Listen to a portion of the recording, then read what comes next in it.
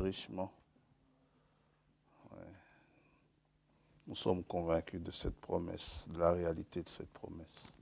Nous partirons certainement. En tout cas, Dieu vous bénisse. Saluons tous dans son précieux nom de Jésus-Christ.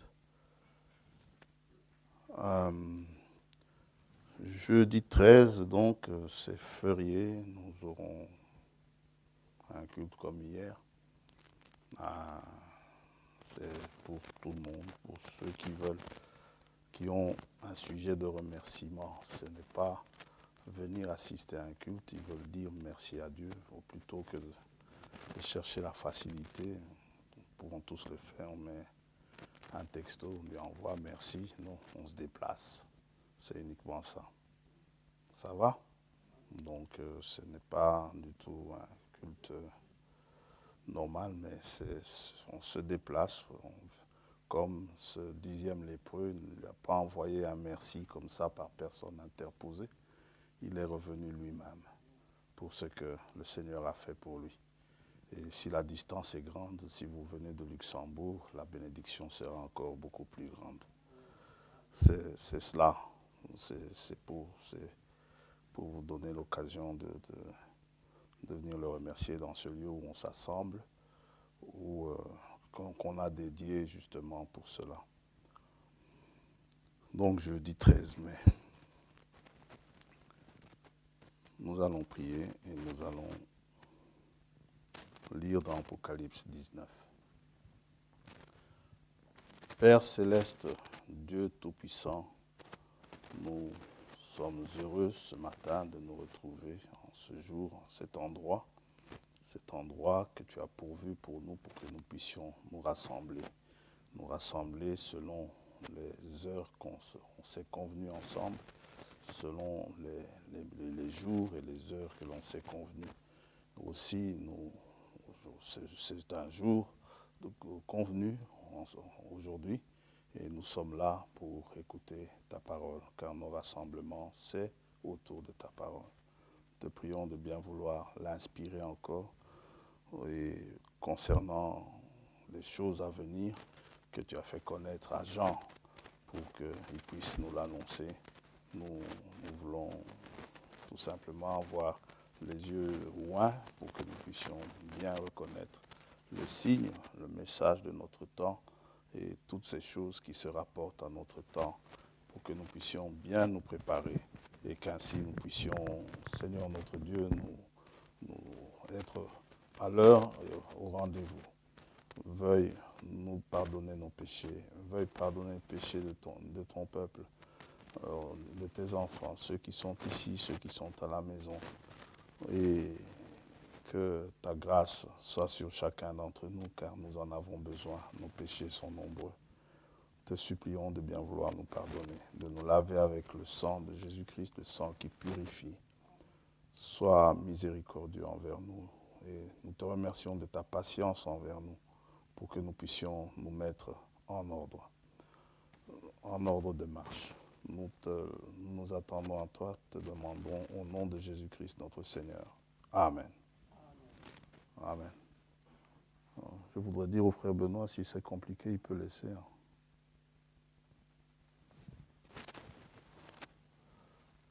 Bien, nous allons lire dans Apocalypse chapitre 19.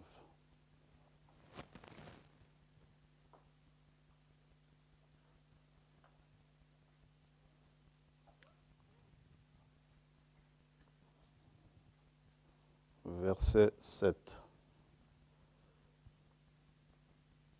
Réjouissons-nous, soyons dans l'allégresse et donnons-lui gloire, car les noces de l'agneau sont venues, son épouse s'est préparée.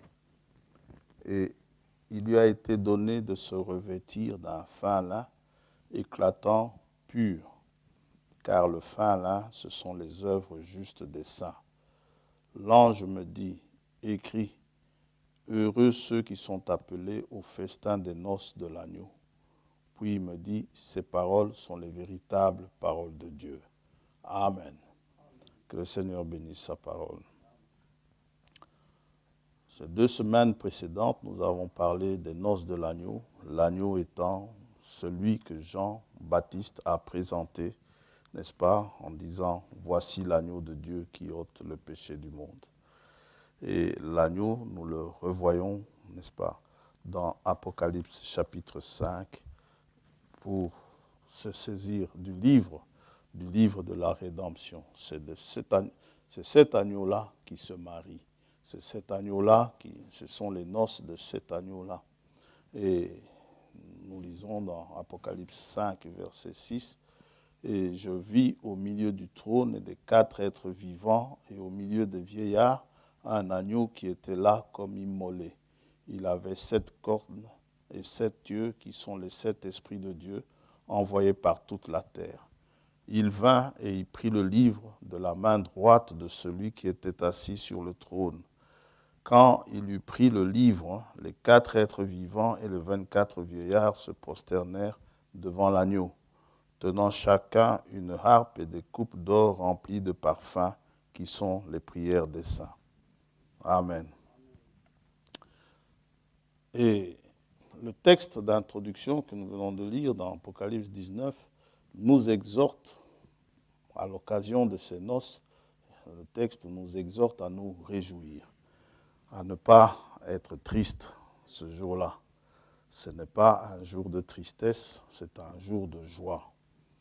Alors, lorsque nous célébrons des noces, si nous voulons le faire en type par rapport aux véritables noces qui attendent, donc les noces de l'agneau que nous attendons, eh bien, il ne faut pas justement qu'il y ait de la tristesse, parce que si vous dites aux gens ces noces, c'est un type du mariage que nous attendons, eh bien, ils vont vous dire, si c'est pour vous attrister, je préfère ne pas être là, n'est-ce pas?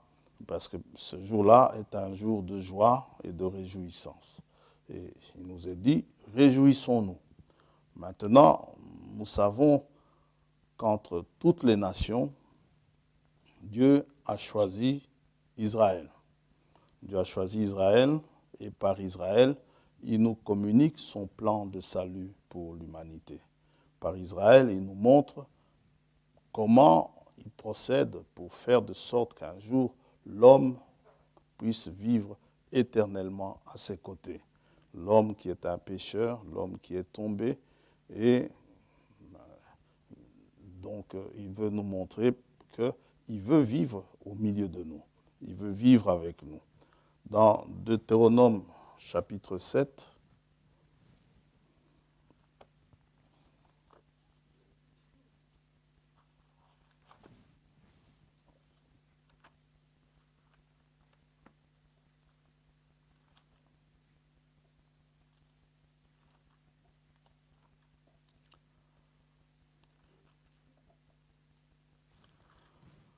je prends un peu mon temps parce que je suis embêté d'avoir pris le temps de frère Benoît. Je lui dis qu'il peut laisser tomber si c'est trop long. Deutéronome chapitre 7, verset 6. Ok, merci. Car tu es un peuple saint pour l'Éternel ton Dieu. L'Éternel ton Dieu t'a choisi pour que tu sois un peuple qui lui appartienne entre tous les peuples qui sont sur la face de la terre. Dieu a choisi Israël. C'est son choix, et son choix est toujours le bon. Et nous devons dire qu'il n'a pas choisi le peuple le plus facile à gérer. Le peuple d'Israël n'était certainement pas le peuple le plus facile à gérer. Dieu nous aurait peut-être trouvé plus facile avec nous, avec un autre peuple des nations, avec un autre peuple parmi les païens. Il aurait peut-être eu plus facile avec eux. Par contre, Israël, c'était un peuple compliqué. Et nous voyons bien par cela, nous sommes très liés à nos traditions. Nous, particulièrement les Africains. Pour nous enlever nos traditions, c'est difficile. Même lorsque on nous évangélise, nous croyons, mais à côté, nous essayons de garder nos traditions. nous y tenons fermement.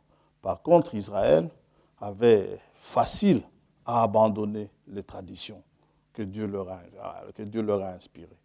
Israël avait très facile à abandonner.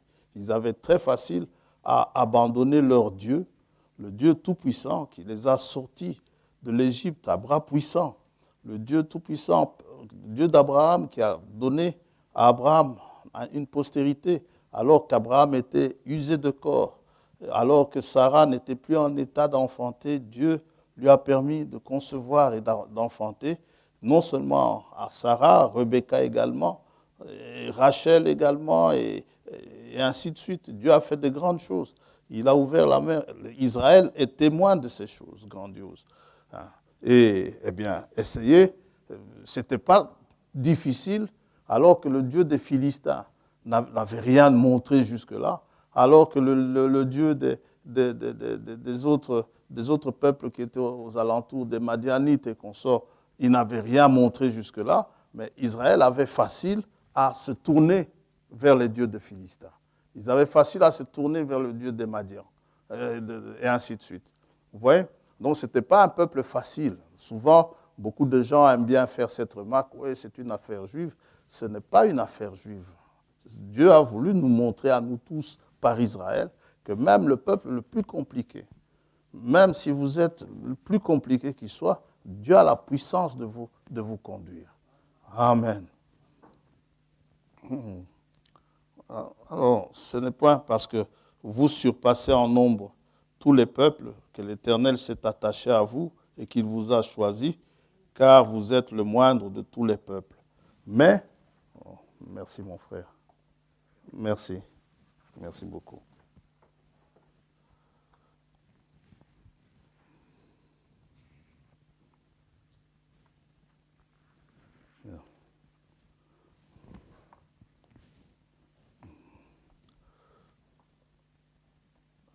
Mais parce que l'Éternel vous aime, parce qu'il a voulu tenir le serment qu'il avait fait à vos pères. L'Éternel vous a fait sortir par sa main puissante, vous a délivré de la maison de servitude, de la main de Pharaon, roi d'Égypte. Sache donc que c'est l'Éternel ton Dieu qui est Dieu. Amen. Et ça a été difficile à maintenir ça au milieu d'Israël. Et Dieu a donné les coutumes de mariage pour les cérémonies et au peuple juif pour nous enseigner justement le mariage, les noces de l'agneau. C'est pour cela qu'en Israël, par Israël, contrairement à nous, en Israël, la problématique de une semaine, de la dernière semaine, ne se pose pas. Ça ne se posait pas parmi les disciples. Et il n'y a pas eu, après l'ascension, division des disciples, les uns disant non, il reste une demi-semaine, les autres disant il reste non, il reste une semaine. Non, ils sont restés. S'il y a eu d'autres doctrines, c'était suite à des incompréhensions de certaines choses.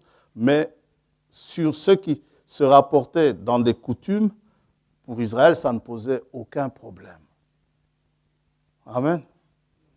Chez nous, ça pose un problème parce que, bon, ça ne cadre pas avec nos coutumes à nous de fêter pendant une semaine.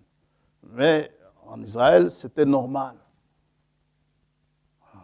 Et la semaine, c'était aussi la question de la Pentecôte. La Pentecôte, c'est 7 semaines après la résurrection. C'est aussi la manière de compter en semaine. Et pour les Juifs, ça ne pose pas de problème.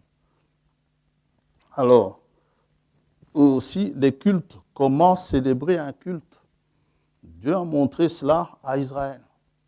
Mais nous, les Africains, nous avons difficile à quitter nos moyens à nous de célébrer.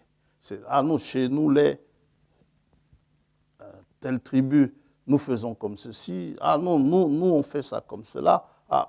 Et même dans les mariages, ça pose parfois des conflits parce que chacun tient à sa coutume, tient à comment ça va se passer. Mais Israël était enseigné comment rendre un culte à Dieu. « Hébreux chapitre 8.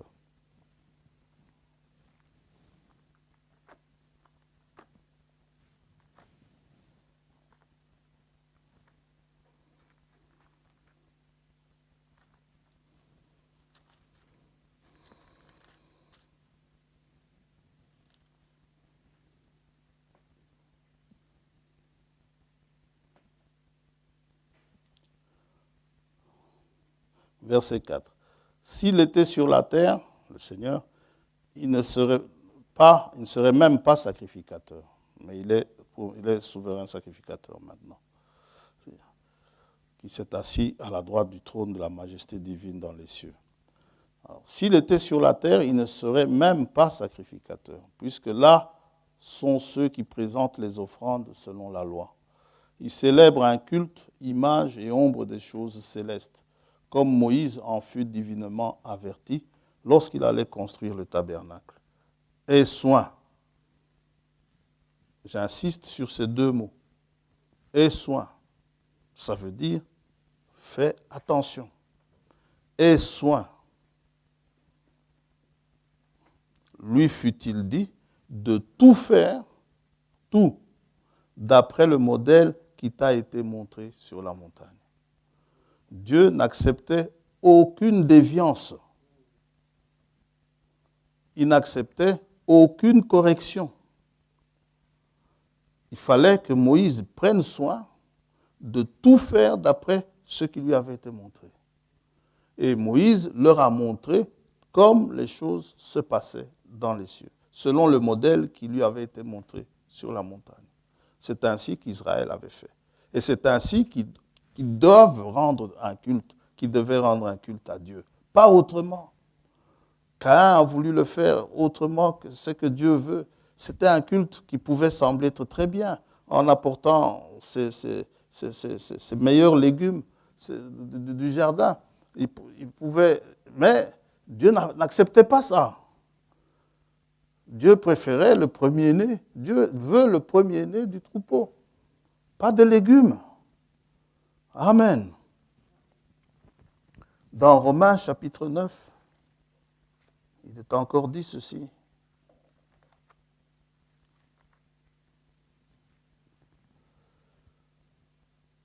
Verset 3. Car je voudrais moi-même être anathème, maudit, et séparé de Christ pour mes frères, mes parents selon la chair, qui sont israélites, à qui appartiennent l'adoption, la gloire, les alliances, la loi, le culte, les promesses et les patriarches de qui est issu selon la chair le Christ, qui est au-dessus de toutes choses, Dieu béni éternellement.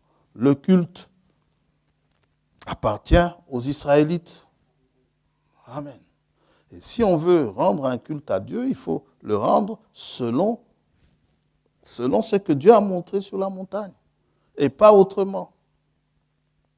Même un culte lors d'un mariage. Dans vos jours de joie, vous venez avec vos sacrifices d'action de grâce. Vous sonnez de la trompette. Dieu veut que ça soit ainsi. Sinon, restez chez vous. Mais si vous venez au temple, vous avez intérêt à faire les choses comme Dieu a dit qu'il faut faire. Ne rien introduire, absolument ne rien introduire de païen là-dedans. Et en ce qui nous concerne, nous n'offrons plus des sacrifices comme des holocaustes comme tels sur l'autel. Maintenant, nous offrons des sacrifices spirituels. Il nous a été montré par le prophète de cet âge comment tenir un culte. Et nous voulons tenir le culte ainsi. Donc, dans nos célébrations, si nous voulons tenir un culte, nous tenons le culte selon ce que l'Éternel, n'est-ce pas, selon ce que l'Éternel nous a montré par son serviteur. Et c'est ainsi que nous faisons. Et c'est ainsi que nous devons faire. Et nous n'introduisons rien de païen là-dedans. C'est un culte, et comme on l'a dit la semaine passée, ce genre de culte, il vaut mieux le faire entre nous, les frères. Maintenant, s'il y en a un qui veut bien, on peut toujours leur dire, vous pouvez toujours venir, mais ne les forcez pas. 9 fois sur 10, ils s'ennuient.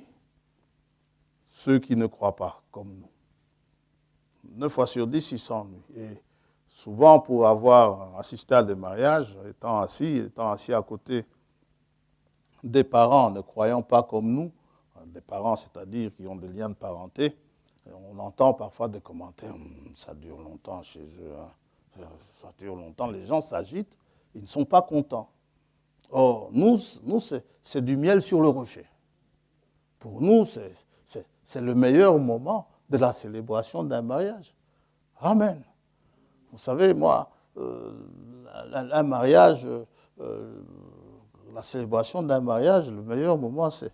Il y a des serviteurs de Dieu ouin, quand ils vous prêchent un jour de mariage, mais c'est un fameux message. Amen.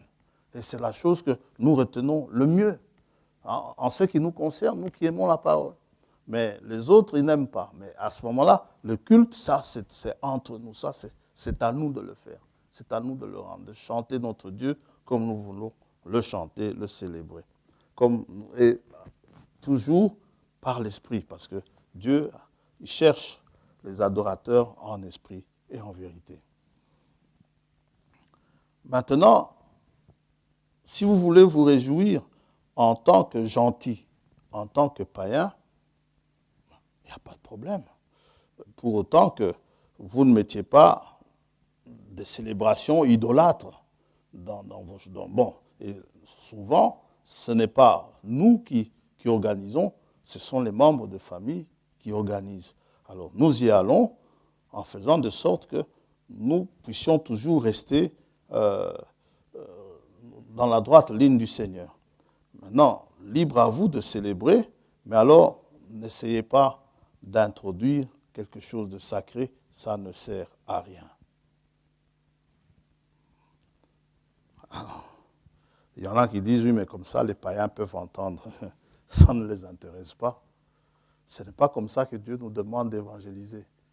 Maintenant, s'il y en a un curieux qui veut venir voir comment on célèbre Dieu, bien, il y avait beaucoup d'étrangers qui allaient en Israël lors des fêtes. Israël ne changeait pas les choses pour eux. Israël s'en tenait exactement comme Moïse leur avait montré. Et ils ont cru comme cela. Maintenant, si quelqu'un, l'étranger, veut suivre, qu'il suive, mais et non pas qu'Israël commence à aller chez les païens et commencer à faire des prières au milieu des païens pour que justement les païens puissent croire. Ça ne marchera pas. Ça va? Vous êtes là, hein, bien sûr. Amen. Donc, ce n'est pas la bonne manière de parler du Seigneur aux païens. Ce n'est certainement pas la bonne manière.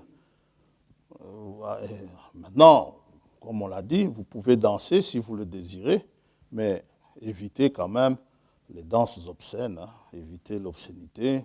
Ça, je sais que restez un enfant de Dieu, c'est tout. Il y a des contraintes familiales qui vous obligent à y être. Allez-y, c'est la famille. Ce sont des gens que Dieu vous a donnés. Et surtout, ne les cabrez pas contre ces choses. Vous, avec votre Dieu là. Non, non. Montrez-leur que vous êtes normal. Mais il y a des choses que vous ne faites pas, que si jamais ils se mettent à faire, vous ne ferez pas. C'est tout. Mais laissez-les célébrer, laissez-les être joyeux. C'est leur moyen à eux d'être joyeux. Alors, comme on l'a dit dimanche passé, je donne juste un conseil. C'est un conseil, ce n'est pas du tout une doctrine, un point de doctrine, c'est un conseil. Dans les soirées, évitez d'inviter les frères en Christ. Évitez de les inviter dans vos fêtes familiales. Sauf peut-être, vous pouvez inviter Pierre, Jacques et Jean, hein, comme on a dit. Hein. Ceux qui vous sont très proches, ceux-là, il n'y a pas de problème. Ils viendront, ils vont rester. Parce que si vous invitez toute l'assemblée, soyez sûr que votre salle sera vide à 22h30, 23h. Or, c'est l'heure où eux commencent leur fête. Vous voyez? Et maintenant, toutes ces tables vides, toutes ces chaises vides qui restent, eh bien, au lieu d'être joyeux, ils sont attristés. Or, c'est un jour de joie. Oui? Et ça évite des histoires où les frères commencent à vous dire, frère, tu pars déjà maintenant. Mais frère, demain il y a culte. Frère, je n'y peux rien. Ou alors, lorsque les gens commencent à danser, on ouvre la piste, vous voyez les frères zélés se lever les uns après les autres, n'est-ce pas, prendre leurs affaires et s'en aller. Il aurait mieux valu ne pas y aller. Ça, c'est un avis tout à fait personnel. Pour que les gens soient joyeux. Comme ça, ils sont dans la joie et ils ne blasphèment pas parce que finalement, quand ils se fâchent, ils finissent par blasphémer. Alors, ces noces, nous avons vu au travers des noces de Cana, dans Jean chapitre 2, à partir du verset 1er, n'est-ce pas, que ces noces se passent en fait au jour du Seigneur, qui est le 7e jour. Nous avons vu ici, il y a quelques semaines en tout cas, que le 7e jour, le jour du Seigneur, c'est le 7e jour, c'est le jour du sabbat. Nous avons vu. Maintenant, en ce 7e jour, que se passe-t-il encore? Nous avons vu certaines choses qui se passent le 7e jour, dont les noces de l'agneau, mais il n'y a pas que ça. Hein. Le livre de l'Apocalypse, n'est-ce pas, le jour du Seigneur, il y a plein de choses qui se passent. Et nous voulons nous limiter à ce qui se passe en ce qui concerne l'Église. L'Église, nous savons que l'Église, au 7e jour, c'est ce que nous allons un peu voir aujourd'hui, l'Église, au 7e jour même, n'est plus sur la terre. L'Église, lorsque le 7e jour commence, l'Église s'en va.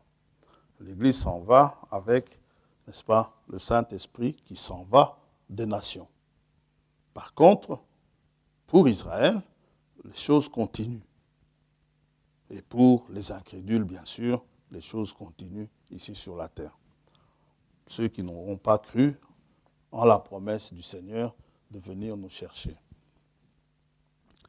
Et concernant ce jour du Seigneur, nous voyons dans Apocalypse chapitre 4 un monte ici. Apocalypse 4.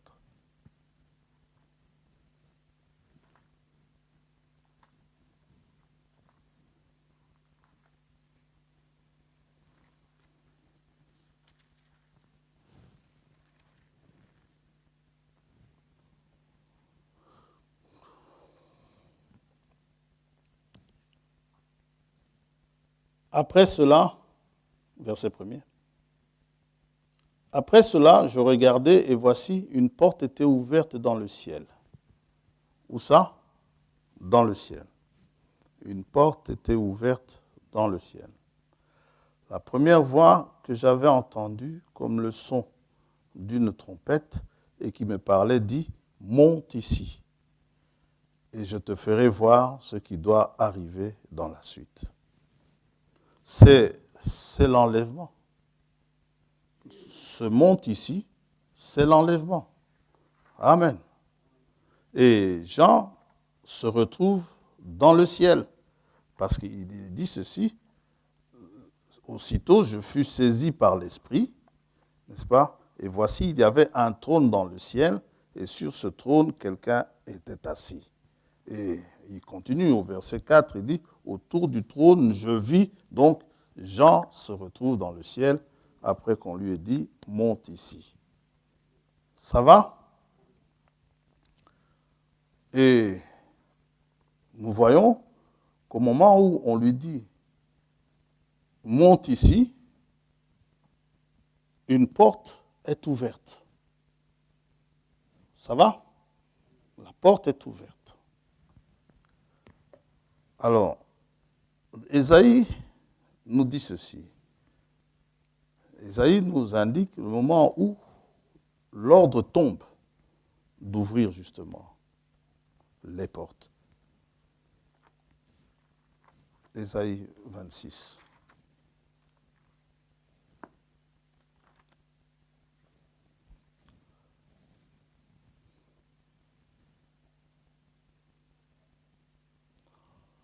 En ce jour, quand vous lisez en ce jour, il s'agit du jour du Seigneur.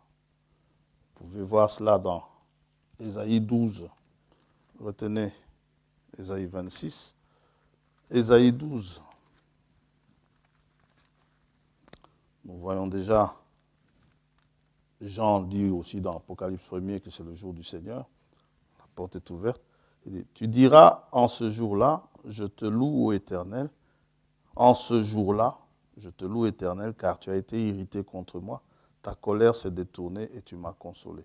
Quand vous lisez, vous allez voir Il s'agit du jour du Seigneur. Quand vous lisez Ésaïe chapitre 12. Mais revenons dans Ésaïe 26. Hein. En ce jour, on chantera ce cantique dans le pays de Juda. Nous avons une ville forte. Il nous donne le salut pour muraille et pour rempart. Ouvrez les portes. Amen. Laissez entrer la nation juste et fidèle. Ça va? Il s'agit de l'enlèvement de la nation juste et fidèle. Ah. Donc, nous intitulerons le sujet de ce matin l'ouverture et la fermeture des portes célestes. Il y a bien au moins une porte au ciel. Jean voit une porte qui est ouverte. Et qui ça? Jacob a vécu aussi une expérience dans Genèse 28, l'ouverture et la fermeture des portes célestes.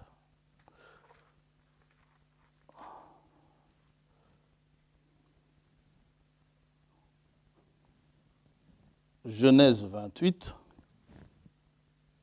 nous lisons, il eut un songe après s'être endormi. Et voici, une échelle était appuyée sur la terre, et son sommet touchait au ciel.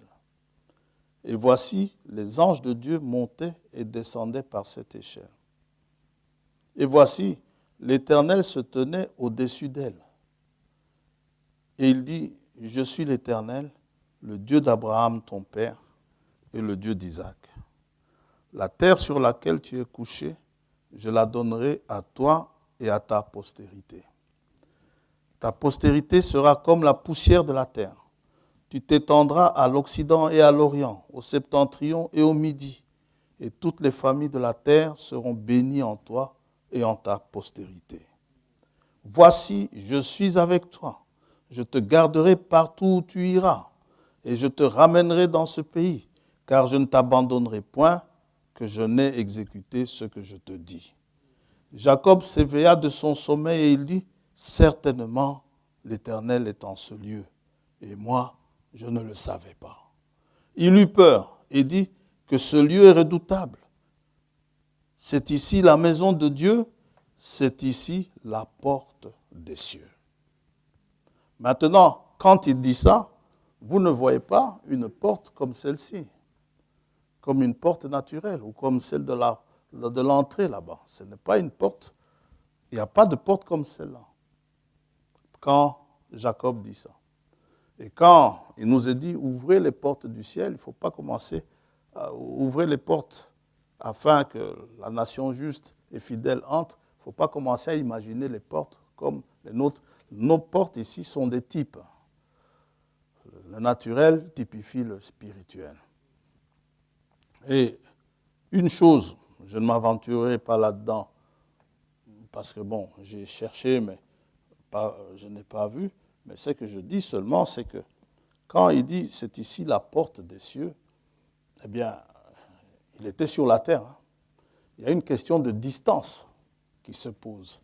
Lorsqu'il dit « j'ai vu une échelle », l'Éternel était au-dessus de l'échelle. L'échelle arrivait jusqu'au ciel. Où est le ciel? Nous tous ici, nous allons dire « c'est le bleu ». Là. Le bleu, là, demandez aux astronautes, demandez aux cosmonautes et autres spationautes, il y en a plein maintenant, des hôtes, n'est-ce pas, qui vont là-bas, qui vont s'amuser là-bas, ils vont se confiner là-bas, n'est-ce pas, ils dépassent le bleu. D'ailleurs, Gagarine l'avait dit. Il avait dit, je suis monté, je n'ai jamais vu le Dieu dont parlent les chrétiens. Il a dit. Et bon, où sont les cieux? C'est une énorme question. Vous voyez? Parce que c'est une question spirituelle. Vous avez déjà entendu, moi j'ai déjà entendu cela, vous avez déjà entendu des témoignages du genre où il y a des gens, au moment de s'en aller, vous vous dire que, bon, oh, j'ai vu de belles fleurs. Ils ont vu ça. J'ai vu, il y a un médecin qu'on a montré qui a attrapé le Covid du Chirec. Il a dit, pendant son coma, il a parlé avec son père. Vous savez, il y a un monde qui nous entoure. Et encore faut-il savoir quel est le monde qui nous entoure, mais que nous ne percevons pas. Vous voyez, il y a l'histoire de ce frère, le frère Bosworth, qui, juste avant de mourir, il se lève, il se met à serrer des mains, qu'il était le seul à voir. Mais tous ceux qui étaient là dans la chambre ne voyaient personne. Il serrait des mains des personnes qui étaient déjà décédées. Vous voyez? Qui ça? N'allons pas loin. Si on peut revenir maintenant dans la Bible, je crois que c'est Élisée avec son serviteur. Il voit les ennemis entourer la maison, mais il ne voit pas les anges qui sont autour. Il ne voit pas les êtres célestes qui sont autour. Élisée a dû prier pour qu'il puisse voir. Oui, c'est une question de dimension.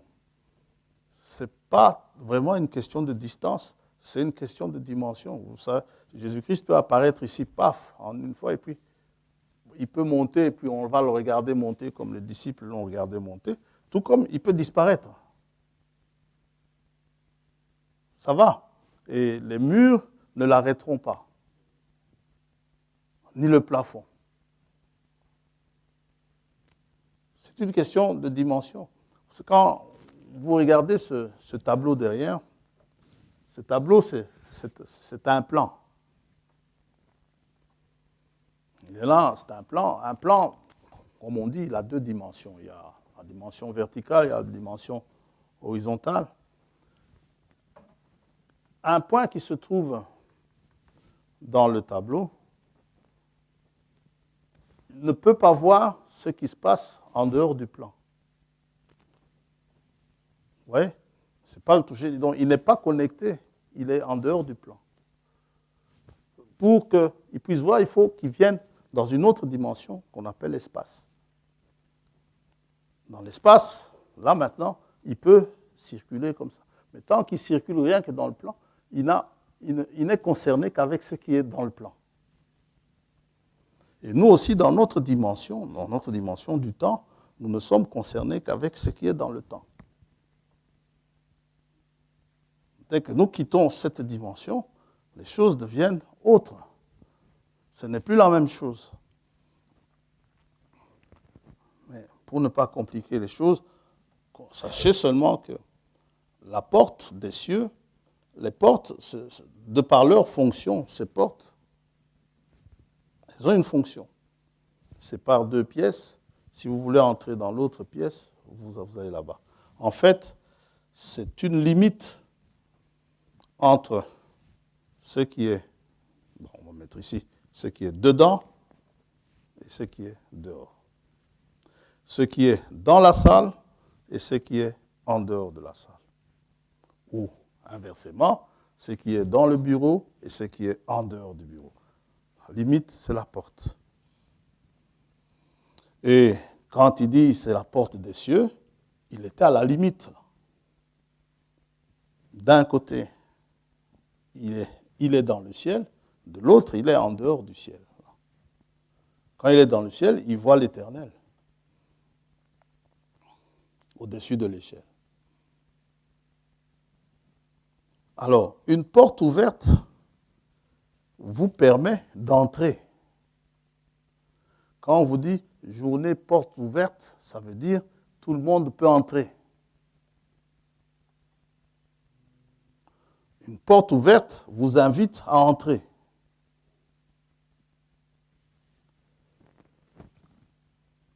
Et pour ce qui est de la porte du ciel, les portes du ciel qu'on a ordonné d'ouvrir, eh bien, lorsque l'ordre d'ouvrir est tombé, ce n'est pas n'importe qui pouvait y entrer. Seule la nation juste et fidèle pouvait y entrer. Amen. Ça veut dire que vous n'avez pas accès, lorsqu'on ouvre la porte, si vous n'êtes pas juste. Pas de votre justice, mais de la justice divine. Seuls ceux-là peuvent entrer. Abraham eut confiance en Dieu, cela lui fut imputé à justice. La nation juste et fidèle, il s'agit d'Abraham et sa postérité. La postérité d'Abraham, nous savons, c'est Christ. Et ce n'est pas pour rien que Paul dit, ne soyez pas dans l'affliction comme ceux qui sont sans espérance. Paul parle des morts en Christ qui vont ressusciter. Pas tous les morts en Christ. Et ceux qui seront changés, les vivants qui seront changés, ce sont les vivants en Christ. Parce qu'ils ont la justice de Jésus-Christ, Jésus-Christ étant le juste, n'est-ce pas? Actes chapitre 3. Il est le saint et le juste.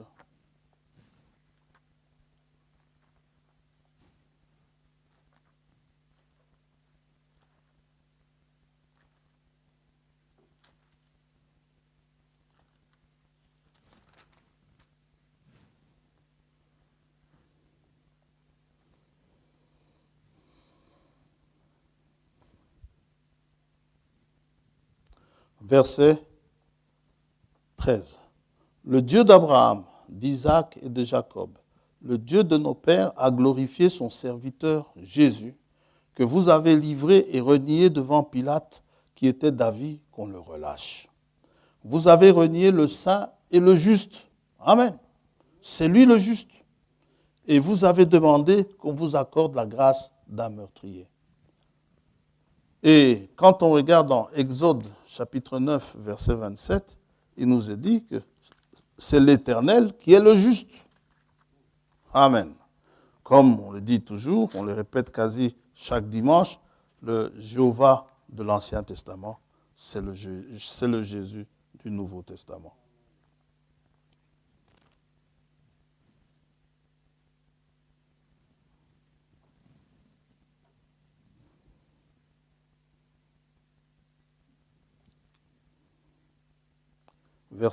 Donc, Exode 9, verset 27.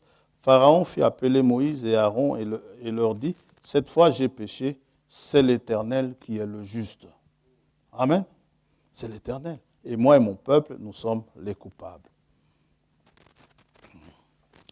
Dans le psaume 118,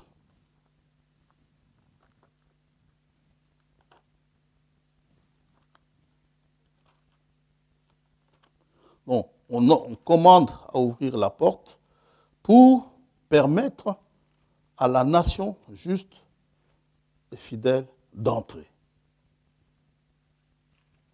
Quand il dit c'est la porte des cieux, c'est là où soit vous entrez dans les cieux, soit vous n'y entrez pas. Psaume 118.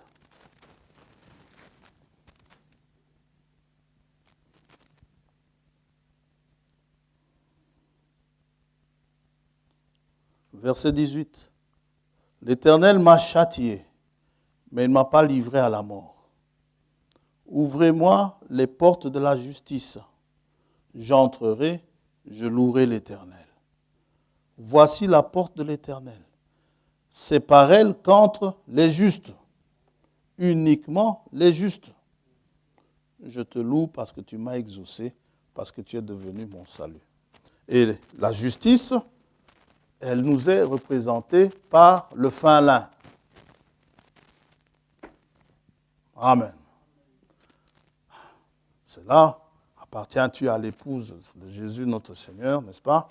La question est posée, ton vêtement sera-t-il pur? Seras-tu habillé de fin lin? Et parce que nous voyons dans Apocalypse 19, l'épouse qui s'est préparée, il lui a été donné de se revêtir d'un fin lin. Et ce fin lin-là, il n'y a que Dieu qui l'a.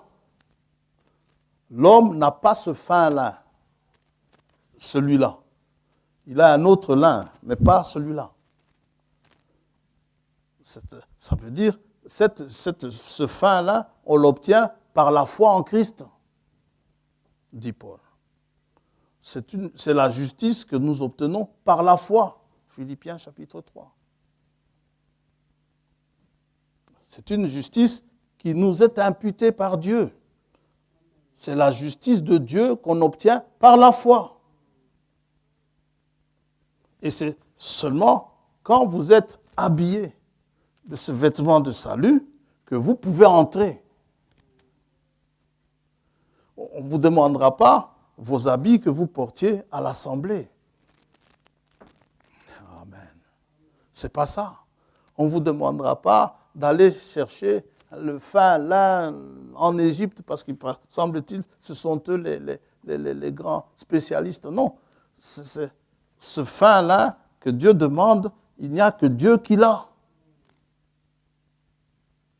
Seuls ceux qui sont revêtus de cette justice peuvent entrer. La porte est ouverte pour eux. L'enlèvement, c'est ainsi. Parce que, bien, nous y arriverons, on ne va pas le dire maintenant. Et c'est là aussi le Seigneur, lors de son ascension, est entré par la porte. Lors de son ascension. La porte était ouverte, mais tout ce qu'il a demandé, qu'on élève les linteaux. Psaume 24.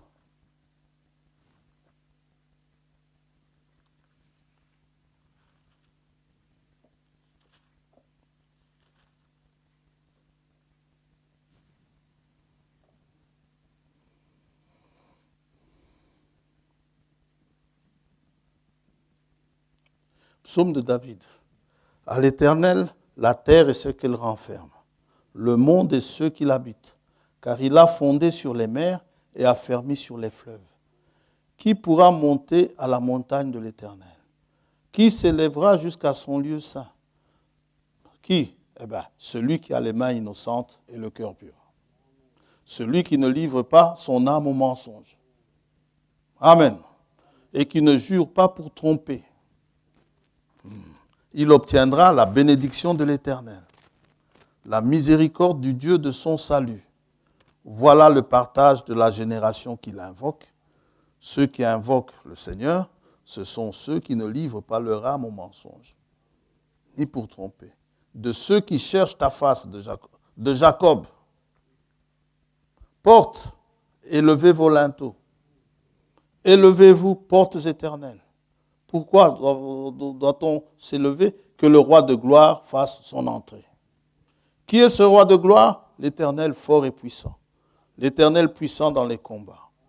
La question à poser maintenant aux témoins de Jéhovah, par exemple, c'est de demander d'où vient-il l'Éternel quand il demande à ce que les linteaux soient élevés. Oui. L'Éternel puissant dans les combats. Portes, élevez vos linteaux, élevez-les, portes éternelles, que le roi de gloire fasse son entrée. Qui donc est ce roi de gloire? L'Éternel des armées, voilà le roi de gloire. Quand la porte est ouverte, dans les cieux, quand une porte est ouverte, c'est pour faire entrer pas tout le monde. Soit c'est pour le roi de gloire, soit c'est pour une nation juste, soit c'est pour les justes, mais le reste, non. Et la porte a cette faculté donc de mettre, comme on l'a dit, de former cette barrière, cette frontière, cette limite entre ce qui est intérieur et ce qui est extérieur. Il y a ceux qui sont dans la pièce, dans la salle, et ceux qui sont en dehors de la salle, séparés par la porte. Amen. ceux qui sont ici dans l'immeuble et ceux qui sont dehors, séparés par la porte d'entrée. Extérieur, intérieur. Et les anciennes villes, même ici en Europe, c'est là où vous avez la porte de Namur, n'est-ce pas? Pour ceux qui connaissent, c'était vraiment une porte. Il y a la porte d'Anvers aussi. C'est là, quand vous regardez bien la porte de Namur, c'est là que commence la chaussée de Wavre. La chaussée de Wavre, c'est la route qui vous conduit jusqu'à Wavre. Et si vous continuez de Wavre, vous allez droit vers Namur. C'est simple. Ça va? La porte d'Anvers, c'est là où commence la chaussée d'Anvers. Si vous allez prendre, qui va vous mener tout droit vers l'autoroute d'Anvers ou vers le Ring, et puis vous allez à Anvers. La chaussée de Gand, ça vous amène tout droit vers l'autoroute de Gand. Mais la porte de Gand, ici je n'ai jamais entendu parler, mais les portes donnaient accès aux villes dans l'ancien temps. Et même, surtout dans les temps bibliques. Qui ça? Lot, il siégeait à la porte. Il restait à la porte, il était sans cesse tourmenté par les abominations qui se passaient à l'intérieur de la ville. C'est pourquoi il préférait rester à la porte. Il y a cet homme qui était à la porte, appelé la Belle. On pouvait y entrer dans le temple. On pouvait avoir accès au parvis pour les non-sacrificateurs, mais c'était une porte qui menait au parvis. Il y avait plusieurs portes ainsi qui menaient au parvis. Et même dans les maisons. Il est question, il y a des lois où vous voyez, s'il y a un étranger qui se trouverait dans vos portes, c'est-à-dire chez vous. Ça va? Et ainsi de suite. Alors, maintenant, toute écriture, Paul nous dit que toute écriture est inspirée de Dieu. Toute écriture étant inspirée, nous lisons dans Chroniques que David a établi des portiers, c'est-à-dire des gardiens des portes. Ça va? Pour pouvoir vérifier si la personne qui veut entrer dans la ville est autorisée à entrer dans la ville. Mais les gardiens des portes que David a établis, ce n'étaient pas des gardiens des portes de la ville, c'était des gardiens du temple, des portes du temple. 1 Chroniques, chapitre 9.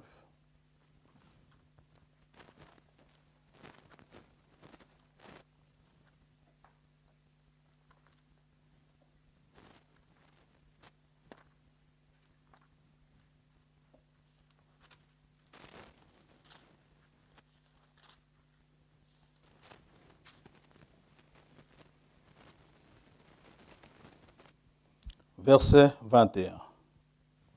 Zacharie, fils de Meshélémia, était portier à l'entrée de la tente d'assignation.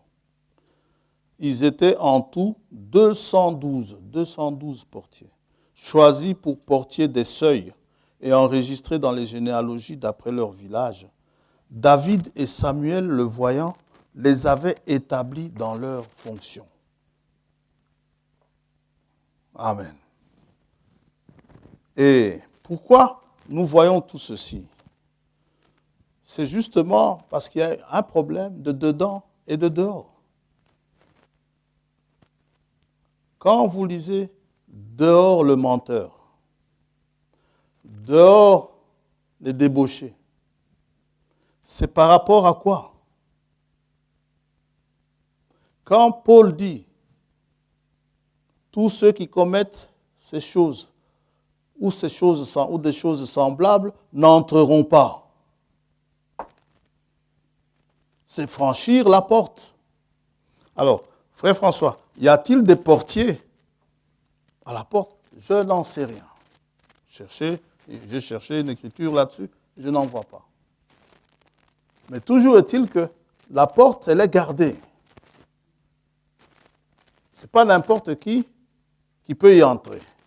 C'est pourquoi j'ai piqué un peu du temps à mon frère. Parce que je connais l'histoire, pas par cœur, parce qu'il y a des détails, nous la connaissons, mais j'aimerais la lire telle que le frère la raconte. C'est pourquoi nous avons ce témoignage de ce frère, un vrai chrétien, qui s'est retrouvé un jour à la porte. Quand son temps ici sur la terre était terminé. Le frère raconte dans l'Église et sa condition. Ici, il y a quelque temps, il y a environ 100 ans, en 1956, 100 ans avant, il y avait un grand chrétien qui vivait dans le sud-ouest des États-Unis. Il s'appelait Daniel Curie. C'était un homme admirable, un homme pieux, sanctifié, un véritable chrétien. Un homme que tout le monde estimait beaucoup, quelqu'un de merveilleux, et on raconte qu'il mourut ou tomba en extase, et il monta au ciel. Bien entendu, lorsqu'il mourut, lorsqu'il monta au ciel, bien entendu, lorsqu'il mourut. Et en arrivant à la porte de perles, le gardien vint à la porte et dit, « Qui es-tu » Il répondit, « Je suis l'évangéliste Daniel Curie. » Les portes devraient certainement m'être ouvertes. J'ai gagné des milliers d'âmes à Christ. Bravo. Et je désire entrer ce matin. Le voyage de ma vie est terminé sur terre. Je n'ai maintenant pas d'endroit où aller. Frère Branham dit ceci, paragraphe 118. C'est ainsi que cela se produira pour toi, l'un de ces matins, pécheur. C'est ainsi que cela t'arrivera à toi qui es rétrograde. C'est ainsi que cela vous arrivera à vous qui avez attristé et éloigné le Saint-Esprit en n'étant plus doux ni tendre. Cela fait des années que vous n'avez pas pleuré. Vous n'avez pas rougi depuis je ne sais combien de temps et toute modestie vous a quitté. Certainement. Mais cela va venir à votre porte un de ces matins. Et alors que le doux Saint-Esprit vient frapper, pourquoi ne le laissez-vous pas simplement entrer?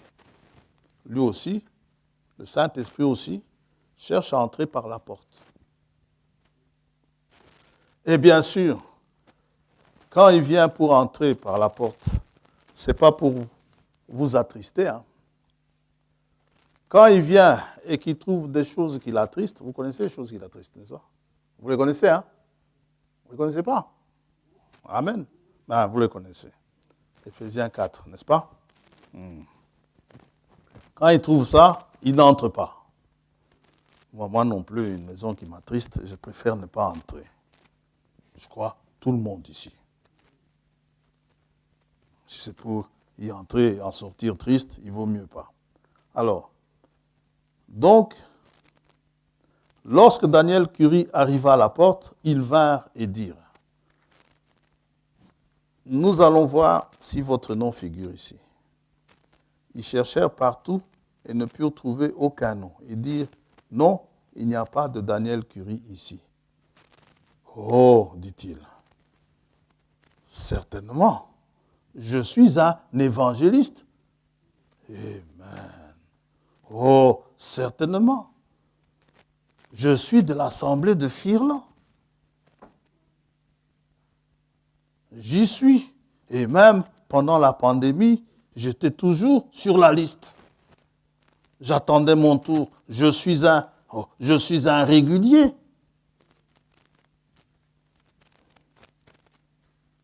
J'ai gagné des âmes à Christ.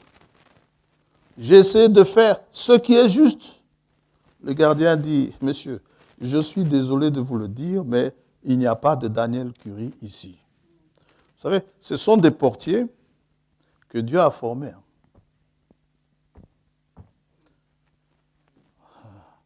C'est sans complaisance. Les anges, c'est sans complaisance. Je vais vous dire ce que vous pourriez faire. Nous n'avons pas le droit ici de nous occuper de votre cas.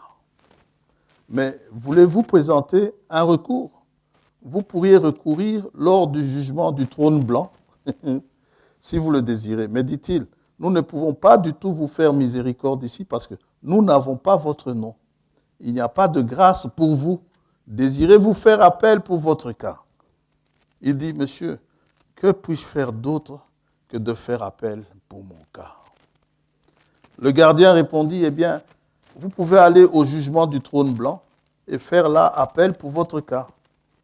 Daniel Curie dit qu'il se sentit voyager à travers l'espace pendant environ 1 heure. Il dit qu'il arrivait à un endroit où cela devenait de plus en plus clair. Plus clair, plus clair, plus clair. Il dit que plus il avançait, plus ça devenait clair. C'était 100 fois, des milliers de fois plus brillant que le soleil. L'a jamais été. Il dit qu'il tremblait. Puis il dit que lorsqu'il arriva au milieu de cette lumière, il entendit une voix qui disait « Étais-tu parfait sur la terre ?» Cela sortait directement de la lumière. Il répondit « Non, je n'étais pas parfait. » Il tremblait. « As-tu toujours usé d'honnêteté envers tout le monde ?» Il répondit « Non. » Il lui vint à l'esprit différentes choses pour lesquelles il ne fut pas tout à fait honnête. J'aime bien le tout à fait là. Non, ajouta-t-il, je pense que je n'étais pas honnête. As-tu raconté la vérité chaque fois dans ta vie? Il répondit non. Je me souviens d'avoir raconté certaines choses qui n'étaient pas douteuses, enfin, qui étaient douteuses. Je n'avais jamais été tout à fait, j'aime le tout à fait, véridique. Alors, as-tu jamais pris quelque chose qui ne t'appartenait pas? Une certaine chose, de l'argent ou autre chose qui ne t'appartenait pas. Il dit qu'il pensait avoir été assez bon sur terre, mais il était condamné. Ça, c'est le cas des gens qui se croient toujours, comme ce pharisien.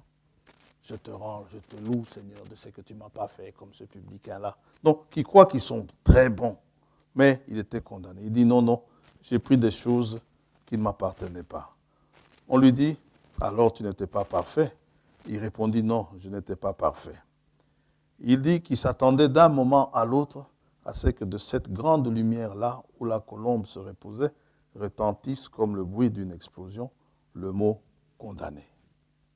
Il dit qu'à ce moment-là, il entendit une voix derrière lui qui était plus douce que n'importe quelle voix de mère qu'il eût jamais entendue. Il dit qu'il se tourna pour voir et le plus beau visage qu'il eût jamais vu. Plus doux que n'importe quel visage de mère se trouvait devant lui. Et il dit, Père, Daniel Curie a pris position pour moi sur la terre. Il est vrai qu'il n'était pas parfait, mais il a pris position pour moi. Il a pris position pour moi sur la terre, et maintenant je vais prendre position pour lui au ciel. Prends tous ses péchés et mets-les sur mon compte. Qui va prendre position pour vous en ces jours-là, frère? Si vous l'attristez, l'éloignez de vous aujourd'hui. Je ne peux simplement plus prêcher. Inclinons nos têtes. Lui s'est mis à prier. Donc, il y a un seuil à franchir. Ce qui caractérise votre porte, la porte en question qui nous amène au ciel. Nous chantons que nous serons enlevés, c'est très bien. Il faut savoir que ce n'est pas n'importe qui sera enlevé. Parce qu'il y a une porte à franchir. Vous n'allez pas être enlevé pour être recalé à la porte. Non. Dieu ne se trompera pas. Il connaît ceux qui lui appartiennent. Et Et ainsi, ceux-là, ils pourront entrer. entre dans la joie de ton maître. Ça, c'est le cas dans la parabole des talents.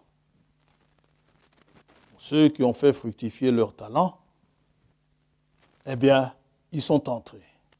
Dieu nous a fait des dons. Ces dons-là sont suffisants pour que nous accomplissions, quel que soit le don qu'il vous a fait. Si c'est un don de cuisiner, eh bien, même le don de la cuisine, vous pouvez l'utiliser pour la gloire de Dieu. Le don de cuisiner. Que ce soit un don pour... Il n'y a pas que les dons pour le parler en langue. Que ce soit pour le parler en langue, il n'y a pas de problème. Le parler en langue peut être utilisé pour la gloire de Dieu. Et Dieu nous a fait des dons. Et ces dons-là, nous devons les fructifier et les mettre au service de Dieu. Quand il envoie Moïse, s'il vous envoie faire quelque chose, il ne vous demandera pas, va voir dans l'armoire, il y a tel outil, tu vas pas. Non, non. Tel que vous êtes là, quand Dieu vous envoie, il dit à Moïse, va parler à Pharaon. Moïse dit, mais j'irai. Dieu lui demande, qu'est-ce que tu as dans la main? Il dit, un bâton. Eh bien, ce bâton, ça suffit, va avec ça. Il dit à Gédéon, c'est toi qui vas délivrer Israël de Madian. Gédéon dit, je suis le plus petit, Dieu lui dit, avec la force que tu as, va avec ça. Moi, je serai avec toi. Tout comme vous et moi, avec le talent que nous avons, dès le moment où Dieu nous envoie, c'est avec ça que nous devons aller. Et pas commencer à chercher autre chose. Et quand, David a vu, Goliath, il n'est pas parti s'armer quelque part. Saül a essayé de l'armer, non. Ce qu'il avait sur lui, sa fronde, suffisait pour affronter Goliath. Tant que Dieu est avec vous. Ce que vous avez sur vous, ce que vous avez en vous, avec le don que vous avez en vous, ne commencez pas à dire « Ah, si je savais prier comme tel frère ». Non, là, même avec ce petit peu de prière-là, il y a moyen de servir Dieu.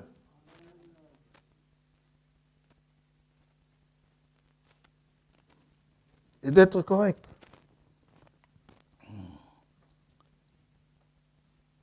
Et celui qui a gardé le talent dans sa poche, il a même enterré.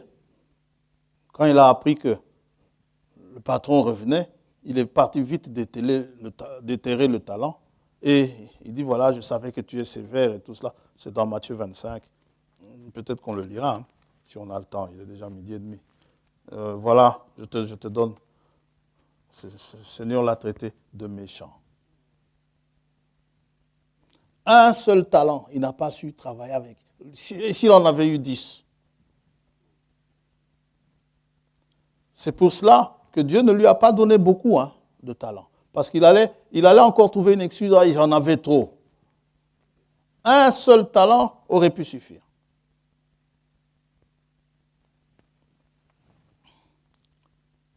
Maintenant, lorsque ces portes sont ouvertes, ça veut dire que l'entrée est permise. Vous pouvez entrer. Pour autant que vous êtes qualifié pour entrer. Mais il y a aussi une fermeture de la porte. Lorsque vous allez à un bureau, par exemple, vous êtes vraiment sur la corde raide de l'heure de fermeture. On ferme à 18h. Et puis, à 18h55, vous êtes dans la rue en train de piquer un sprint pour arriver à l'heure. Ben, vous savez, dès le moment où il y a de ces bureaux-là, de ces services-là, 18h01, c'est fermé. S'il y a des gens à l'intérieur, ils vont continuer à servir les gens qui sont à l'intérieur, mais à 18h01, c'est fini. Plus personne ne peut entrer. On ferme la porte. On ne l'ouvre que pour vous laisser sortir. Et quand c'est fermé, ça veut dire que vous ne pouvez plus. vous devez revenir le lendemain. Si le lendemain, on peut vous recevoir. Il y a la fermeture des portes, comme au temps de Noé. Noé a prêché pendant longtemps. Frère Branham parle même de 120 ans. On peut ne pas dire, on peut dire que ce n'était pas 120 ans, ce n'est pas grave, mais il a prêché longtemps. Parce que la Bible dit que la patience de Dieu se prolongeait. Mais à un moment donné, Dieu ferme, et la porte était ouverte. Hein? Donc, lorsque la porte est ouverte, c'est un temps qui vous est donné pour la repentance.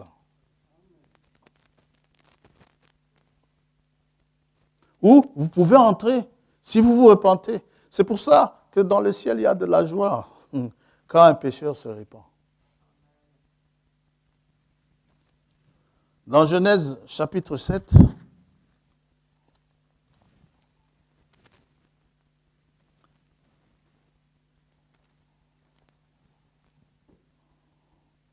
Noé a prêché. Noé entre dans l'arche avec ses fils, sa femme et les femmes de ses fils pour échapper aux eaux du déluge. Les animaux qui ont écouté la parole, qui ont obéi, y sont entrés. Au verset 16, il en entra, mâle et femelle, de toute chair, comme Dieu l'avait ordonné à Noé. Puis l'Éternel ferma la porte sur lui. À ce moment-là, c'est terminé.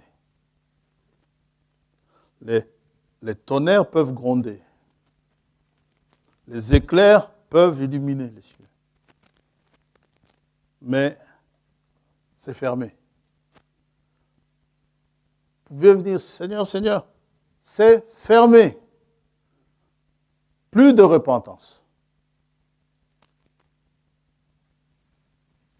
Le temps est passé. La fermeture des portes, elle se fait aussi au jour du Seigneur. Frère François, comment le sais-tu? Mais nous avons vu que l'enlèvement, c'est le jour du Seigneur, n'est-ce pas? Matthieu 25.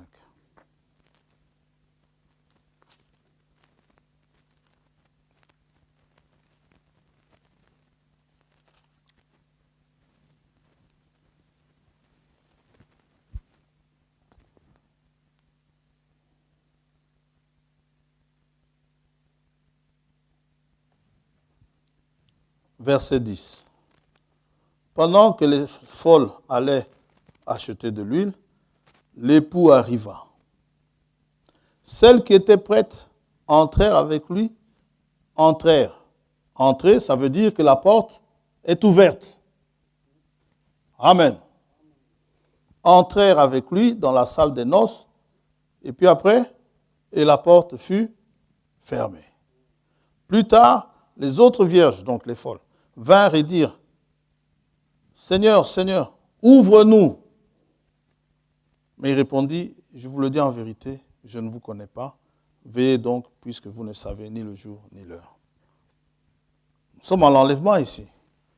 Les vierges sages sont entrées dans la salle des noces. Nous sommes en plein jour du Seigneur. Et toujours dans le jour du Seigneur, la porte est fermée. Pour certains. Et la porte fermée, elle vous garde à l'extérieur. Elle vous garde dehors.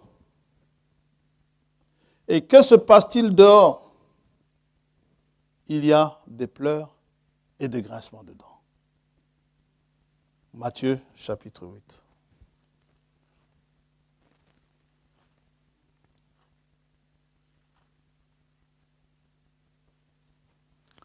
Et les pleurs et les grincements de dents,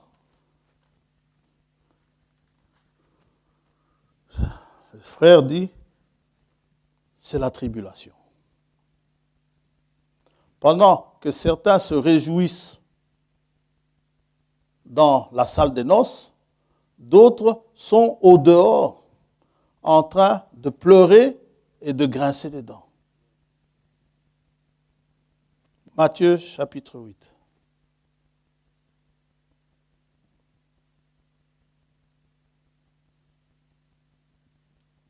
Verset 5. Comme Jésus entrait dans Capernaum, un centenier l'aborda, le priant et disant, « Seigneur, mon serviteur est couché à la maison, atteint de paralysie et souffrant beaucoup. » Jésus lui dit, « J'irai, je le guérirai. » Le centenier répondit, « Seigneur, je ne suis pas digne que tu entres sous mon toit, mais dis seulement un mot et mon serviteur sera guéri.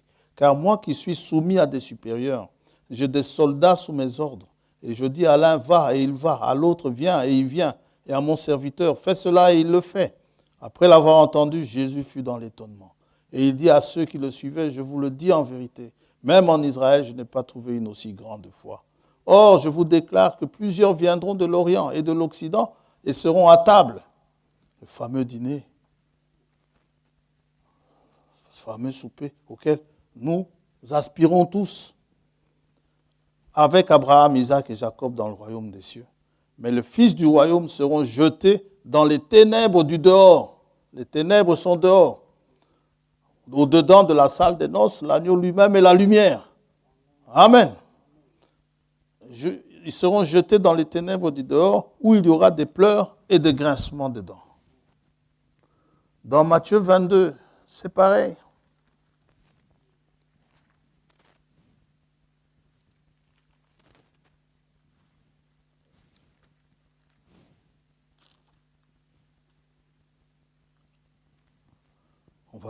On va pas tout lire, on va lire du verset 11. Le roi entra pour voir ceux qui étaient à table. Et il aperçut là un homme qui n'avait pas revêtu un habit de noces. Il lui dit, mon ami, comment es-tu entré sans avoir un habit de noces? Cet homme eut la bouche fermée. Alors le roi dit au serviteur, liez-lui les pieds et les mains et jetez-le dans les ténèbres du dehors, où il y aura des pleurs et des grincements de dents. Car il y a beaucoup d'appelés, mais peu d'élus. Matthieu 25, ce dont je vous parlais tout à l'heure, ce serviteur inutile, il a été inutile, il avait un talent, il n'en a rien fait. Verset 24, celui qui n'avait reçu qu'un talent s'approcha ensuite et il dit, Seigneur, on ne lui a même pas posé de question, hein. Lui-même il a commencé à parler, bon, les autres aussi. Et, Seigneur, je savais que tu es un homme dur, qui moissonne où tu n'as pas semé, et qui amasse où tu n'as pas vanné. J'ai eu peur et je suis allé cacher ton talent dans la terre. Voici, prends ce qui est à toi. C'est tout ce que tu as fait avec le talent que je t'ai donné. Oui, Seigneur, c'est tout ce que j'ai fait. Son maître lui répondit, serviteur méchant et paresseux. Tu savais que je moissonne où je n'ai pas semé. Ça, tu le savais. Et que j'amasse où je n'ai pas vanné. Tu savais. Il te fallait donc remettre mon argent au banquier. Et à mon retour, j'aurais retiré ce qui est à moi avec un intérêt. Ôtez-lui donc le talent et donnez-le à celui qui a les 10 talents. Car on donnera à celui qui a, et il sera dans l'abondance. Mais à celui qui n'a pas, on ôtera même ce qu'il a. Et le serviteur inutile, jetez-le dans les ténèbres du dehors, où il y aura des pleurs et des grincements de dents. Tout ça au jour du Seigneur. Pendant que l'épouse sera dans les cieux, il va se passer des choses terribles ici. Et parmi ceux qui seront ici à vivre ces choses terribles, qui auront trouvé la porte fermée, ils auront fait une bonne course plus ou moins. Puisque la plupart, il y avait quand même 5 vierges folles. Il y en avait quand même 5. Le même nombre de celles qui sont entrées. Donc, on peut prendre la moitié de ceux qui s'assemblaient, qui croyaient en la même chose, mais il y avait une autre moitié qui n'avait pas assez d'huile. L'huile n'arrivait pas à bien rester dans la réserve. Parce que quand l'huile venait, le Saint-Esprit trouvait toujours de quoi l'attrister. Hop, et comme il est timide, il s'en va. Il est bien dit, celui sur qui tu verras l'Esprit descendre et demeurer. Mais quand l'Esprit descend, et qu'il vous trouve en train de faire n'importe quoi. Je préfère le lire.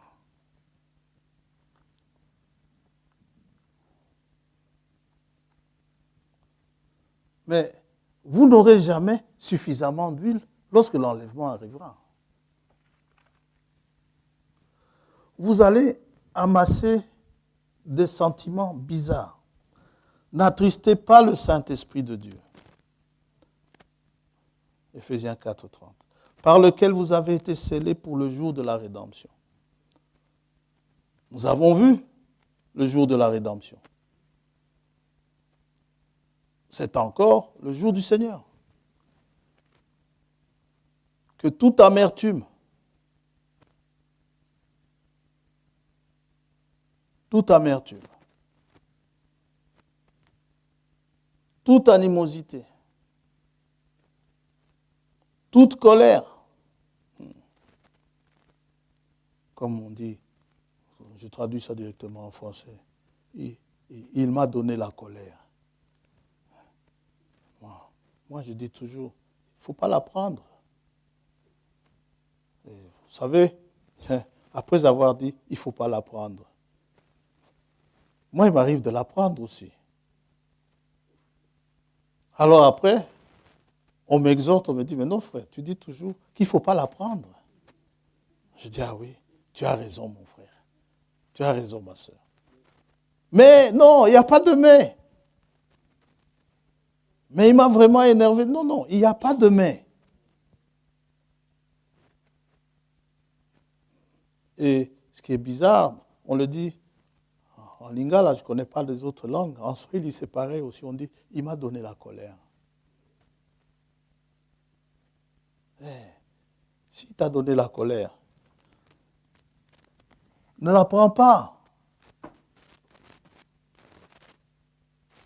Parce que toute colère de ce genre, ça attriste le Saint-Esprit.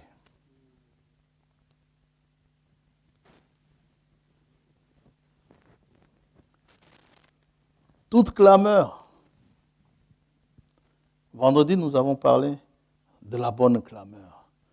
Quand vous apprenez, Jésus est là, il est dans telle maison.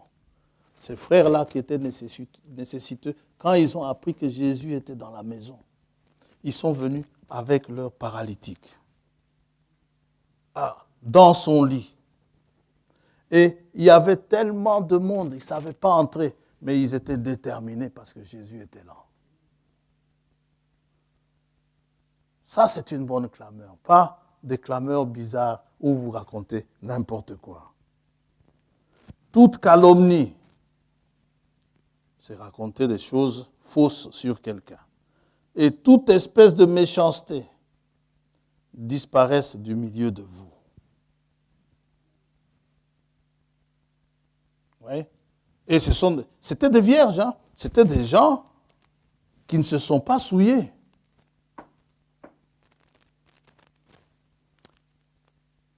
Selon la parole.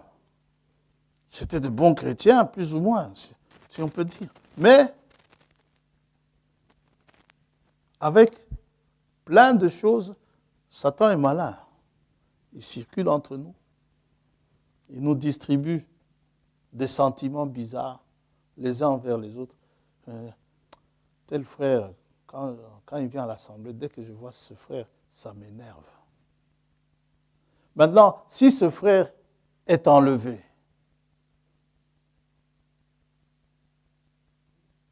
mais tu vas être énervé pendant toute l'éternité. Si le soleil te dérange, tu peux t'asseoir là, hein, pas de problème. Non. Ouais. Il faut savoir. Donc, ce frère-là m'a donné la colère. Moi, je ne sais pas, une fois arrivé là-bas, je ne sais pas si on va oublier toutes ces choses. Il vaut mieux commencer à les oublier maintenant. Si je pars avec un dissentiment vis-à-vis de quelqu'un, c'est pour ça que souvent, quand vous avez des problèmes avec quelqu'un et que la personne est sur le point de s'en aller, on vient souvent vous dire, on va venir vous dire, écoute, je crois que ça ne va pas aller. Va arranger ton problème avec lui avant qu'il ne s'en aille.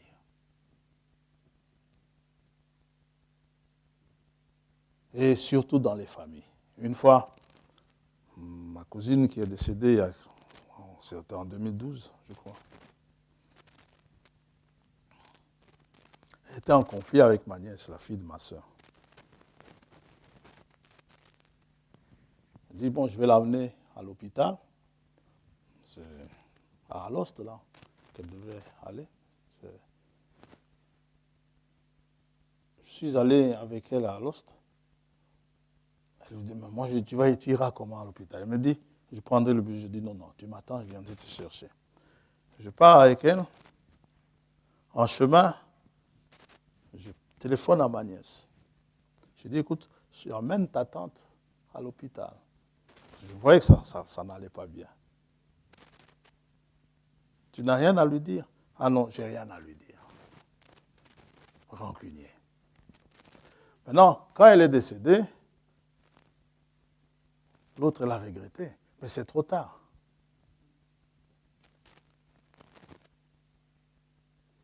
Elle avait aussi un problème avec son frère au Congo. Le jour où elle revenait par ici, il y a son frère qui vient lui dire bonjour gentiment, comme ils avaient des problèmes. Elle n'a pas voulu lui dire bonjour. Entre-temps, le frère est décédé après. Elle dit, maintenant je le regrette. Moi, j'ai dit, non, il ne faut pas le regretter.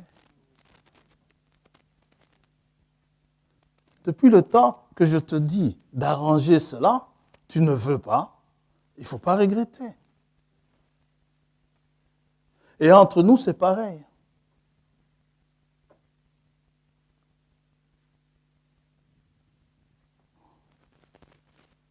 Si la porte est fermée, elle est fermée. Et dehors, ceux qui sont méchants, on va voir cela et puis nous allons prier. Donc, la fermeture des portes montre que la repentance, c'est terminé. L'ouverture des portes, ça veut dire que vous pouvez encore entrer. D'ailleurs, l'ordre a été donné dans ce but-là.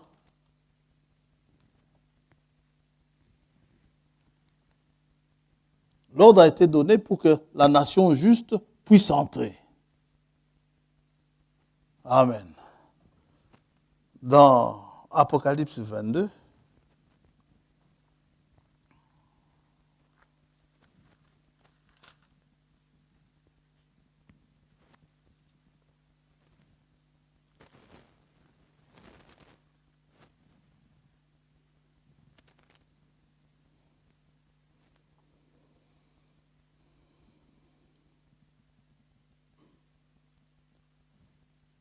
verset 11.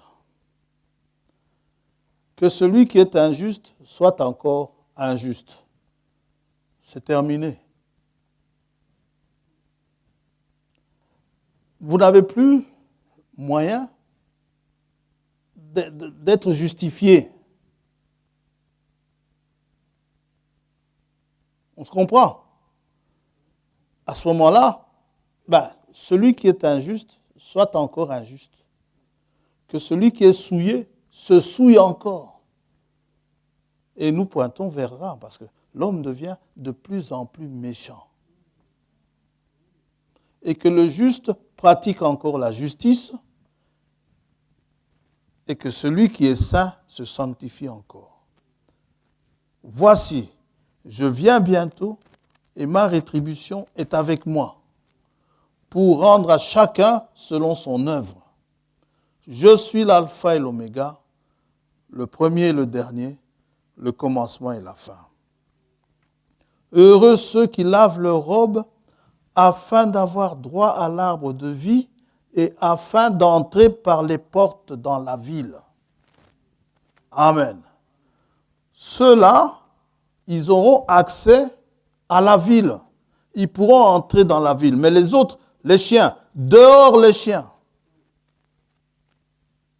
Dehors les magiciens, dehors les débauchés, dehors les meurtriers, les idolâtres et quiconque aime et pratique le mensonge. Tout cela, dehors, la porte leur sera fermée. C'est un temps où vous pouvez vous repentir encore, parce que l'évangile est apporté aux gentils jusqu'à ce que la totalité des païens soit entrée. La porte est ouverte aux païens aujourd'hui, que Dieu va justifier, que Dieu va sauver. Une fois que le dernier est entré, on fermera la porte. De toute façon, Frère Branham dit, celui qui va en enfer, il mérite d'aller en enfer. Celui qui rate l'enlèvement, il aura mérité de le rater. Parce que, il dit, Dieu a tout fait, aura tout fait pour que la personne soit enlevée. Il aura tout fait pour vous aider à être enlevé. Il aura essayé, pendant que la porte vous était ouverte. Il vous aura invité, il aura essayé de vous faire habiller correctement. Il aura essayé de vous faire marcher convenablement. Il aura essayé. Il vous aura envoyé des serviteurs. Il vous aura envoyé la parole. Il vous aura envoyé des frères, des sœurs. Le Saint-Esprit lui-même, dans votre conscience, il vous convaincra du péché.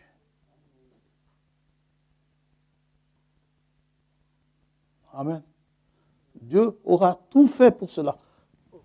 Être enlevé, c'est en même temps facile et difficile. C'est facile pour quiconque se laisse entre les mains de Dieu, qui se laisse corriger par Dieu. Mais c'est quasiment impossible pour celui qui ne veut pas mourir en lui-même. Ceux qui ont souvent dans la bouche, moi, je suis comme ça. Ce comme ça là, Dieu veut le changer et faire de vous semblable à Christ. Moi, dans la vie, je suis du genre à ce que quand on m'injurie, j'injurie également. Alors, quand je le fais, vous allez me dire, frère François, il ne faut pas injurier. Pourquoi ? Parce que Christ, quand on l'a injurié, il ne répondait pas. Maintenant, libre à moi de vous dire, frère, moi j'ai toujours été comme ça. Le frère ne sait pas faire plus que ça, que vous parlez. Ah non, moi quand on me dit ça, ça me monte à la tête. Non. Ne réponds pas et Dieu t'aidera. Mets-toi de côté. Les temps sont proches. L'enlèvement est proche. Et ce qui est bizarre, c'est que plus l'enlèvement approche, plus l'échéance approche, plus des histoires naissent au milieu de nous. C'est bizarre. Ça devrait être le contraire. En fait, c'est quoi ? C'est le moi qui ne meurt pas. On l'aime tellement, ce moi. On l'aime beaucoup. On le cajole beaucoup, ce moi. Mais c'est ce moi-là qui a envoyé Christ au calvaire. La porte est encore ouverte. Vous tous qui êtes dans vos maisons, vous qui êtes ici, Le Seigneur est celui qui vous parle dans votre cœur, par le Saint-Esprit. Un jour, la porte sera fermée. Et quand la porte sera fermée, de toute façon, le Saint-Esprit ne vous parlera plus. Tant qu'il y a encore cette condamnation en vous lorsque vous avez fait quelque chose de mauvais, c'est qu'il y a encore un Saint-Esprit. Le jour où le Saint-Esprit s'en va, vous n'aurez plus cette condamnation. Vous allez vous dire que vous êtes dans votre droit.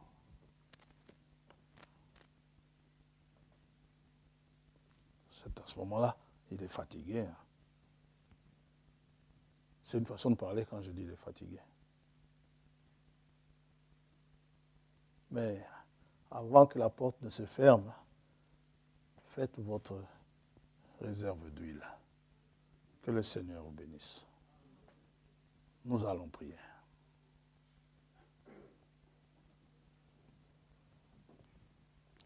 Prions le Seigneur.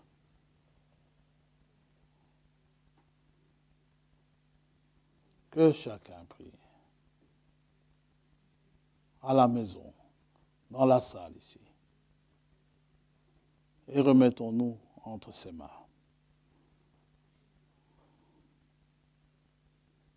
Pour ces choses qu'il y a à changer en moi.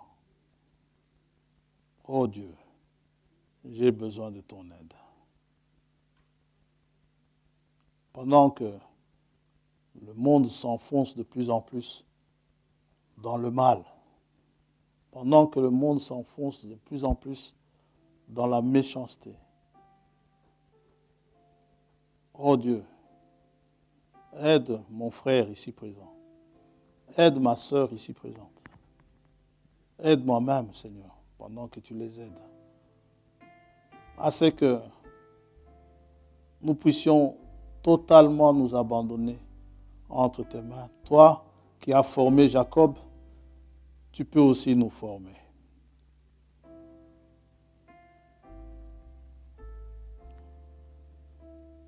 Rends-nous semblables à toi, Seigneur. Ceux qui ont aimé la promesse de ton avènement, ceux qui s'attendent à toi, il y a une promesse qui dit,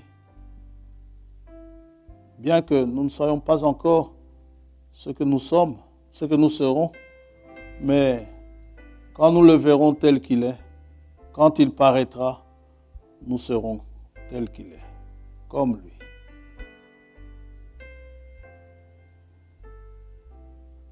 Sois béni, Seigneur.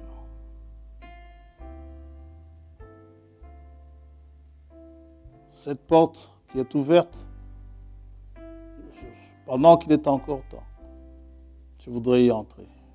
Que ce jour soit le jour de Christ pour mon frère. Cela soit le jour de la rédemption pour ma sœur.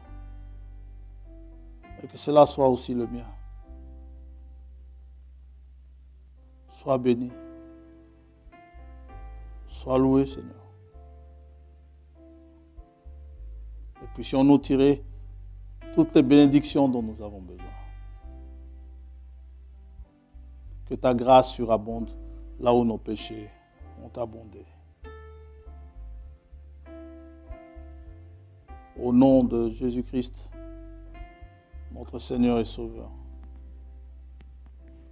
nous te le demandons et te prions de accompagner ceux qui sont venus ce matin, de bénir les maisons où l'on s'est assemblé, que ce soit avec nous ou ailleurs, mais tant qu'ils se sont assemblés au nom de Jésus-Christ, soit avec tes enfants.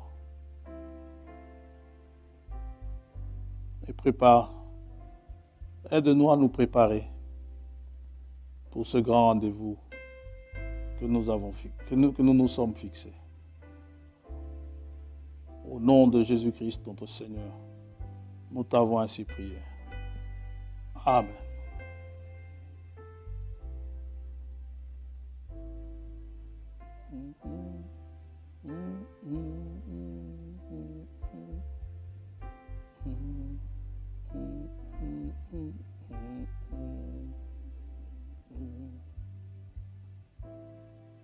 Mm-hmm.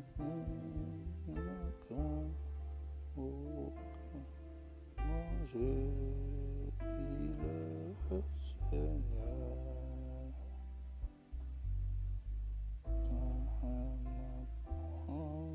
t'es bon, les te déchirer.